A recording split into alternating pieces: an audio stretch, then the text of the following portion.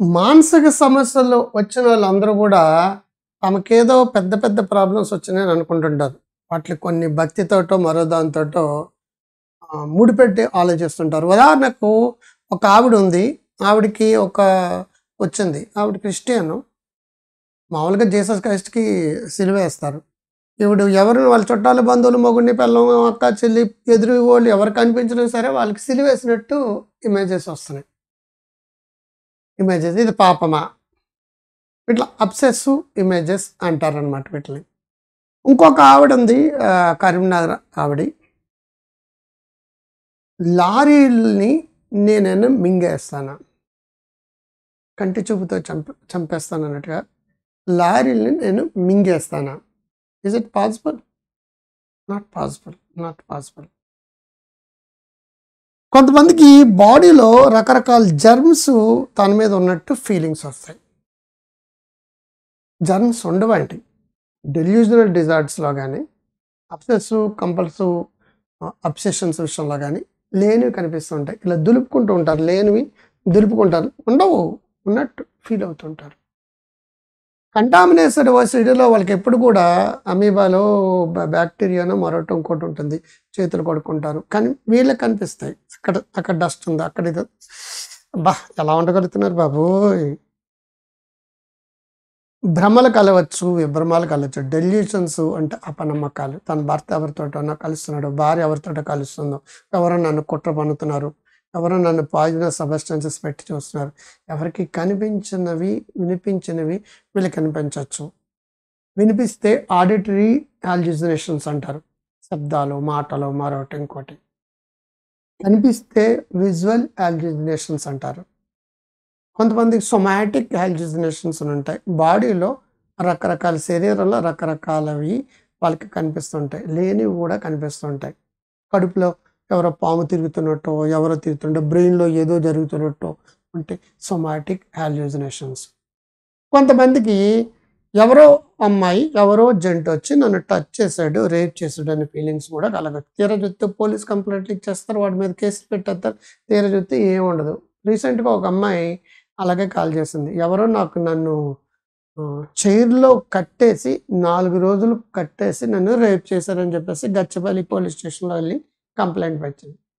Complaint పెట్టాక నాకు call చేసి అతను బోలెడంత ఆస్తులు అమ్మైనా సరే హైకోర్టులోకెళ్ళి బెయిల్ తెచ్చుకోవడానికి ట్రై చేస్తున్నారండి. యాంటిసిపేటరీ బెయిల్ అదని. నన్ను రేప్ చేస్తున్నాడు, బతకూడదండి, నన్నే పెళ్లి చేసుకోవాలండి, ఊరుకోనండి అని చెప్పేసి. యాక్చువల్‌గా 4 రోజులు చైర్‌లో పెట్టేసి రేప్ చేయడం సినిమాల్లో బావుంటాయి. ఇట్స్ నాట్ ఇది. డెల్యూజన్ డిజార్డర్స్‌లో గానీ ఆవిడకి క్రానిక్ ఓసీడీ కేస్ అది. వాళ్ళ మదర్‌కి కూడా ఓసీడీ ఉంది. అబ్సెసివ్ కంపల్సివ్ డిజార్డర్‌లో గానీ, అబ్సెసివ్ కంపల్సివ్ పర్సనాలిటీలో గానీ, అబ్సెసివ్ కంపల్సివ్ సైకోసిస్‌లో గానీ కొన్ని పదే ఇమేజెస్ వస్తాయి. డెల్యూజన్ డిజార్డర్స్ లేనివి జరిగినట్టుగా అపనమ్మకాలు ఏర్పడుతూ ఉంటాయి. ఎవరో ఒకరిని అనుమానించడం, డెల్యూషన్స్ స్టార్ట్ అవుతుంటాయి. అవేమీ కాకుండా సైకోటిక్ దెయ్యాలు, న్యూరోటిక్ దెయ్యాలని ఎప్పుడో రాశాను 35 ఏళ్ల క్రితం, 40 ఏళ్ల క్రితం. న్యూరోటిక్ దెయ్యాలు ఏంటంటే హిస్టీరికల్ దెయ్యాలనమాట. దెయ్యాలు, భూతాలు పట్టినట్టు ఉండడం. కాస్త అవును ఎవరనుకుంటున్నారా, పోలేరమ్మని రా అని చెప్పేసి పూనకుంటది. కాస్త ఏదో ఇస్తారు, తాగుతారు, పడుకుంటది. ఏంటి ఇక్కడ ఉన్నానేంటి, నేను ఎవరన్నాను? ఇది న్యూరోటిక్ దెయ్యం అనమాట. అది యూజువల్‌గా హిస్టీరికల్ డిసోసియేటివ్ డిజార్డర్‌లో ఇది వస్తుంటది. సైకోటిక్ దెయ్యాలంటే అది జబ్బండి అది. అది జబ్బది.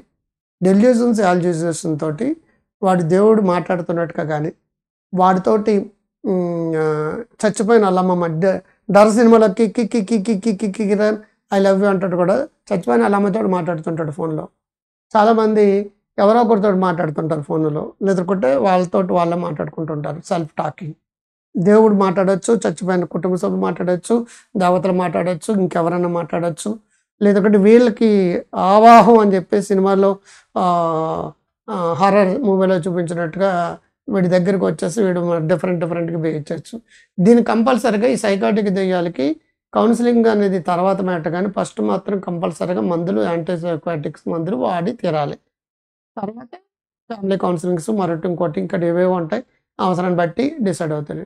న్యూరోటిక్ దెయ్యాల్లో మెడిసిన్స్ అవసరం చాలా తక్కువ ఉంటుందండి. హిప్నోథెరపీ, కౌన్సెలింగ్స్ తర్వాత హ్మ్, ప్రీ అసోసియేషన్ టాక్స్ వీట్లి వల్ల ఏంటంటే పూర్తిగా నయమైపోవడానికి ఉంటుంది. మీ చుట్టూ జబ్బులమయం. ఆ జబ్బుల పట్ల అవగాహన ఉంటే చాలా జబ్బులకి ట్రీట్మెంట్ లేకుండానే మీరు బయట పడగలుగుతారు. ఏది జబ్బు, ఏది కాదు మీరు తెలుసుకోకుండా భక్తి పేరుతోటి ఎక్కువ పూజలు చేయించడం, జ్యోతిష్యాలు చెప్పించుకోవడం, న్యూమరాలజీ చేయించుకోవడం, మర్మరాలజీ చేయించడం, హ్యామరాలజీ చేయించుకోవడం, చర్చిలకెళ్ళి ప్రార్థన చేసుకోవడం, అమ్మల్ని, బాబాల్ని, స్వామిల్ని నమ్మడం, శాంతి పూజలు చేయించడం, విపరీతంగా ఖర్చులన్నీ పెట్టేసాక ఎకరాలు కూడా అమ్మేసుకునే వాళ్ళున్నారు. లాస్ట్‌లో మా దగ్గరికొచ్చాక మేము చాలా కష్టాల్లో ఉన్నామండి. డబ్బులన్నీ అయిపోయినాయి. ట్రీట్మెంట్ దగ్గరికి వచ్చేటప్పటికి డబ్బులుండవండి. ఇటువంటి ఆటిలకి చాలా చాలా చాలా చాలా ఖర్చు పెట్టేస్తుంటారు. అమ్మల దగ్గరికెళ్తుంటారండి. దానాలు చేయమన్నారండి. గోదానం చేయమన్నారండి. ఆ దానం చేయమన్నారండి. అన్నీ చేసేస్తుంటారు. ఒక పెద్ద పొలిటీషియన్ వైఫ్ కూడా అంతే. చాలా పెద్ద వైఎస్ఆర్‌సీపీలో పెద్ద నాయకుడి యొక్క భార్య. చాలా అందంగా ఉంటుందావిడ. ఆ ట్రీట్మెంట్ కోసం, కౌన్సెలింగ్ కోసం వస్తే నేనెవరో తెలుసా? పలానా ఆయన యొక్క వైఫ్‌ని అని చెప్పేసి ఫీజ్ ఇవ్వడానికి షీ ఈజ్ నాట్ ఇంట్రెస్టెడ్. కావాలంటే మీకు కావాల్సిన వాళ్ళకి ట్రాన్స్‌ఫర్‌లు చేస్తాను. మీకు కావాల్సిన వాళ్ళకి ఉద్యోగాలు ఇస్తాను. మీకు కావాల్సిన వాళ్ళు అది చేస్తాను అన్నారు గానీ, నాకు ఫీజు ఇవ్వడానికి ఇంట్రెస్ట్ చూపించలేదు. కానీ ఆవిడ బోలెడు యజ్ఞాలు, యాగాలు, పూజలు చేస్తుంటాయి. పెద్ద ఓసీడీ, పెద్ద ఓసీడీకే. ఆ జబ్బుందని ఎవరు ఒప్పుకోరండి. అది ప్రాబ్లమ్. ఈలోగా మన ఆస్తులు తగలడిపోతాయి. న్యూమరాలజీ బాలేదని, మీరు ఇన్ని లక్షలేయండి, మీ పేరుతోటి పూజలు చేస్తామని, యంత్రాలు, యజ్ఞాలు చేస్తామని చెప్పేసి, యాగాలు చేస్తామని, శాంతి చేస్తామని, మీకు దోషం ఉంది, ఆ దోషం నివృత్తి చేస్తామని. ఇదంతా కూడా మీ నమ్మకాల మీద ఎదురోళ్ళు ఆడుకుంటున్న ఒక వ్యాపారం అది. ఫస్ట్ మీరు నమ్మండి. ఏది జబ్బు, ఏది కాదు. భక్తి మీ ఇష్టం అండి. ఇది ఎంత అవసరమో అంత దేవుని దండం పెట్టుకోండి. బట్ జబ్బుని భక్తి పేరుతోటి అపనమ్మకాలతోటో, అతి నమ్మకాలతోటో, మూఢనమ్మకాలతోటో, మూఢ విశ్వాసాలతోటో విపరీతమైన డిలే చేస్తే జబ్బు ముదిరిపోతుంది. మీరిచ్చిన మీకు ఇష్టమైతే క్రిస్టియన్‌ని, హిందువైతే హిందువుని, ముస్లిం అయితే ముస్లింని. మీరు ఎవరిని దండం పెట్టుకుంటారో దండం పెట్టుకోండి సార్. ఎవరొద్దన్నారు? జబ్బుని స్పిరిచువాలిటీతోటి తగ్గించాలని కోరుకోకండి. మరి ఇంత సైన్స్ ఎందుకు నాకు అర్థం కావట్లేదు. యూకే వెళ్తున్నారు, యూఎస్ వెళ్తున్నారు, ఆస్ట్రియా వెళ్తున్నారు, మరోటి వెళ్తున్నారు. సైన్స్ కారణంగానే అక్కడికెళ్లారు. తీరా చూస్తే సైకాట్రిక్ మెడిసిన్సో మరోటి ఇంకోటి వాడమన్నారు అనుకోండి. నేను స్పిరిచువాలిటీ ద్వారా తగ్గించుకుంటానంటారు. మరి అక్కడ టెక్నాలజీ వాడుతున్నారా వాళ్ళు జాబులు చేసే దగ్గర? లేదంటే ఎప్పుడో తాతల నాటి కాలం లాంటి టెక్నిక్‌లతోటి వాడుతున్నారు. టెక్నాలజీ అనేది సైంటిఫిక్ డెవలప్‌మెంట్. మెడిసిన్స్ కూడా సైంటిఫిక్ డెవలప్‌మెంటే. ట్రీట్మెంట్‌లు కూడా సీబీటీ, ఆర్‌ఈబీటీ, హిప్నోసిస్ కూడా సైంటిఫిక్ డెవలప్‌మెంటే. నేను ఇలాగే ఉంటాను నేను ఏ పేషెంట్ అని అంటే అతను ఎలా తగ్గుతుంది? మీ నమ్మకాలను బలంగా నమ్మడం వల్ల ఆ జబ్బు నుంచి బయటపడలేరండి. సైంటిఫిక్‌గా కొన్ని పద్ధతులుంటాయి. ఆ పద్ధతులు పాటించి తీరాలి. మీ దేవుడిని మీరు నమ్ముకోండి. మీ స్పిరిచువాలిటీ మీరు నమ్ముకోండి. మీ మెడిటేషన్ మీరు చేసుకోండి. మీరు యజ్ఞాలు, యాగాలు మీకు ఎవరిని నమ్ముకోండి అది. కానీ జబ్బుని మొదలుపెట్టుకోవద్దు. జబ్బుని మొదలుపెట్టుకోవద్దు. టెంపరరీగా చర్చికెళ్ళి ప్రార్థన చేస్తే ఆ రోజు బావుంటుందండి.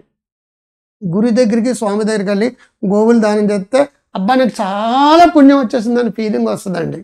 అని టెంపరరీ. జబ్బులు అలాగే తగ్గవండి. నమ్మాలి మీరు. నమ్మి తీరాలి. లేకపోతే మీకు తెలియకుండానే గోటితోటి పోయే జబ్బుని చాలా సంవత్సరాలు మీతోటే నిన్ను వీడను నీడను నేనే అలాగ చాలా కాలం పాటు కొనసాగించి మీ క్వాలిటీ ఆఫ్ లైఫ్ తగ్గిపోతుంది. గ్రూప్ 1 ఐఏఎస్ ఆఫీసర్లు అవ్వారు. ఆ జాబులు రావు. కొన్నాళ్ళ తర్వాత నేను ఎంత తెలివైనానో నాకంటే తెలివి తక్కువోడు గ్రూప్ 1 వచ్చేసింది. ఐఏఎస్ వచ్చింది. మరొకటి ఎస్ఐ అయిపోయాడు, సీఏ అయిపోయాడు, డీఎస్పీ అయిపోయాడు. నేను అలాగ ఉండిపోయాను అనుకుంటారు. కేవలం ఒక జబ్బు వల్ల మీరు ముందుకు వెళ్ళిపోయారు. మీరు తెలివి తక్కువ తక్కువ కాదండి. నమ్మండి. మానసిక జబ్బులు, మానసిక సమస్యలు, ఈ భ్రమలు, విభ్రమాలు ఇవన్నీ కూడా కొంచెం అర్థం చేసుకుంటే మీ జీవితంలో బావుంటుంది. ఏ డౌట్ వచ్చినా కింద కామెంట్ బాక్స్‌లో రాయండి. దానికోసం నేను వీడియోలు పెడతాను. బావుంటుంది. సెక్స్ ప్రాబ్లమ్స్ కావచ్చు, సక్సెస్ గురించి కావచ్చు, మానసిక ఆరోగ్యం కావచ్చు, లైఫ్ స్టైల్ కోసం కావచ్చు, భార్యాభర్త రిలేషన్స్ కావచ్చు, పిల్లల పెంపకం కావచ్చు, ఏదైనా సరే. ఇది బావుంటే బావుందని పెట్టండి. కామెంట్ బాక్స్‌లో బావుందని కూడా రాయండి. ఏదైనా డౌట్ ఉంటే రాయండి. సోషల్ మీడియాలో షేర్ చేయండి. వాట్సాప్ స్టేటస్‌లో పెట్టండి. గ్రో హెల్తీ వెల్తీ వైజ్ అనే యాప్‌ని మీరు వెంటనే డౌన్‌లోడ్ చేసుకోండి. బోలెడంత మెటీరియల్ దాంట్లో దొరుకుతుంది. Free and paid material. వెబినార్‌లు ఉంటాయి. రికార్డెడ్ ప్రోగ్రామ్స్ ఉంటాయి. లైవ్ క్లాసెస్ ఉంటాయి. మీరు ఏదైనా సరే స్కిల్ ఉంటే ట్రైనింగ్ ఇవ్వగలిగితే అది రికార్డ్ చేసి నాకు పంపండి, సేల్స్కి పెడతాను నేను, మీకు కూడా డబ్బులు వస్తాయి. సో ఉందలే మంచి కాలం ముందు మీ డాక్టర్ కాంత్ గారు. మానసిక ఆరోగ్యమే మహాభాగ్యము, మానసిక ఆరోగ్యమే మహాభాగ్యము, మానసిక ఆరోగ్యం మహాభాగ్యం. Mental health is a mental wealth, mental health is a mental wealth. మీరు అందరూ బాగుండాలని కోరుకుంటాను. Bye, all the best, I love you all.